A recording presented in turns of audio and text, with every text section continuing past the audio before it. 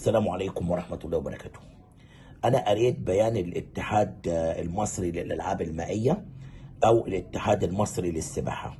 بصراحة البيان ده عجبني جدا وبيان محترم جدا جدا جدا. أول مرة أشوف اتحاد في مصر أو هيئة حكومية أو اتحاد تابع للدولة، أو من أول ما عرفت الرياضة المصرية إن اتحاد بيجمد نفسه وبيعرض أمره على الاتحاد الدولي للعبة عشان يدير شؤونه لحين انتهاء التحقيقات في قضية أيا كانت هذه القضية. الاتحاد المصري للألعاب المائية أو كما يطلق عليه إعلاميا الاتحاد المصري للسباحة طلع بيان مهم جدا جدا منذ قليل، بيقول فيه إنه بعد ما تابع تحقيقات النيابة العامة وباشرت النيابة العامة تحقيقاتها وطلعت قراراتها بإحالته للمحكمة، شايف إن أصبح لابد أن يحترم قرارات النيابة العامة وينصاع للقضاء المصري لحين أن يقول كلمته الفصل. فقرر إنه يجمد نفسه ويقول أنا بره الخدمة لغاية المحكمة ما تقول كلمتها. ده احترام من وجهة نظري لأسرة الشهيد يوسف محمد، واحترام للرأي العام المصري، واللي يعمل كده لازم نقول له برافو.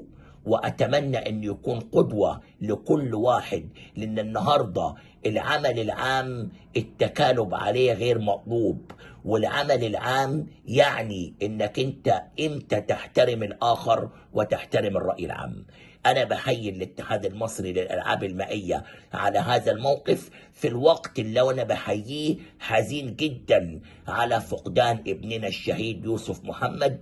وزي ما قال بيان الاتحاد نفسه في آخر سطرين وعجبوني جدا: تعازينا مستمرة لحين جلاء الحقيقة، ونمسك على يد أسرة الشهيد يوسف محمد وبنقول لهم إحنا معاكم، زي ما ياسر إدريس ومجلس إدارته في اتحاد السباحة قال لهم في نهاية البيان. وده شيء كان محمود جدا.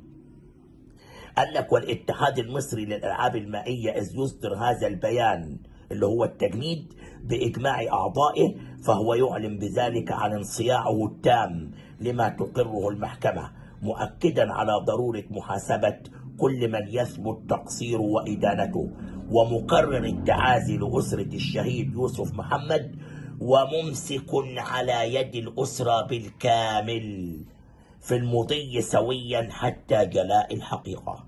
تعازينا لأسرة الشهيد يوسف محمد، وتحياتنا لياسر إدريس واتحاده على هذا الموقف الذي يحترم مشاعر أسرة مكلوبة فقدت ابنها، ورأي عام عايز الحقيقة ومحاسبة كل من يثبت تقصيره وإدانته. وألتقيكم دائما على خير. عبد الناصر زيدان.